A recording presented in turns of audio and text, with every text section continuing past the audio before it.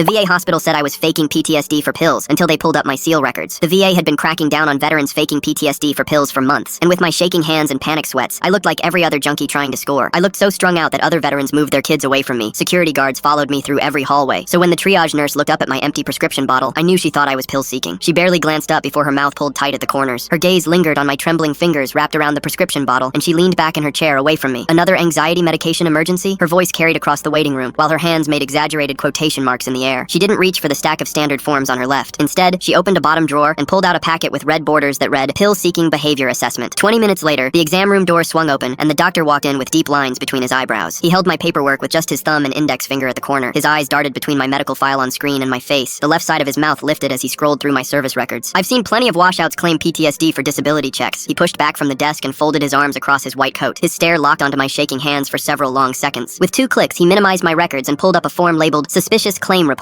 He typed a few more lines into the fraud report, then pushed his keyboard away to study me. His upper lip curled as he took in my 3-day-old clothes. His chair squeaked as he rolled further from where I sat, shaking. Another addict using the VA as a free fix. His pen pointed at my trembling hands, then moved up to circle the air around my sweating face. He grabbed his prescription pad, but instead of writing medication, he scrawled pill-seeking behavior across it. The letters got bigger and darker with each word. He held it up like evidence before adding it to my file. He slammed my file shut and reached for the phone on his desk. His fingers jabbed at the numbers while he kept one eye on me like I might lunge at him. He covered the receiver with his hand, but I could still hear him asking security to come to exam room 3. Your neighbor should know she's babysitting for an addict. His free hand moved to his computer mouse and clicked through several screens until he found what he wanted. Red text flashed across the monitor. Flag patient, pill-seeking. He hit enter with more force than necessary. Then he pulled up another form, and I caught the words 72-hour psychiatric hold at the top. My stomach dropped when I saw the checkbox for report to security clearance board. The 3 beeps brought guards running like I was an escaped animal. They slammed me down so hard my teeth clicked together. My prosthetic ripped off completely, and they kicked it across the room like garbage. Look at this stolen valor trash. The doctor grabbed my hair and lifted my head to spit in my face. Pathetic junkie playing soldier. He wiped his hand on his coat like I was contaminated. The nurse drove her knee between my shoulder blades while preparing the syringe. They held me down like a rabid dog that needed to be put down. The needle went in before I could say, Admiral. The door slammed open mid-injection. Where's the seal you're putting on psychiatric hold? The VA administrator stood there with her phone pressed to her ear. Someone was screaming on the other end. The doctor looked up confused. The pill seeker? He pointed at me on the floor. That's the classified operation survivor testifying to Senate Armed Services tomorrow. Naval Command tracked him here when he didn't show for testimony prep. Her eyes took in everything. Me sedated on the linoleum. My prosthetic thrown in the corner. Security still pinning me down. The doctor's face went from confused to terrified. The administrator dropped beside me checking my pulse. Security guards scrambled backward. The doctor stared at my real service record on screen showing 3 purple hearts and a Navy cross. I didn't know he was actually. The nurse dropped the syringe and pressed herself against the wall. The administrator screamed into her phone about Narcan and federal charges. The doctor slumped mumbling about his medical license while his face went gray. 6 months later, I testified twice. First to Congress about the classified mission, then in federal court about what they did to me. The doctor got 18 months and lost his license. The nurse was banned from healthcare. They treated me like an animal, but they're the ones who ended up in cages.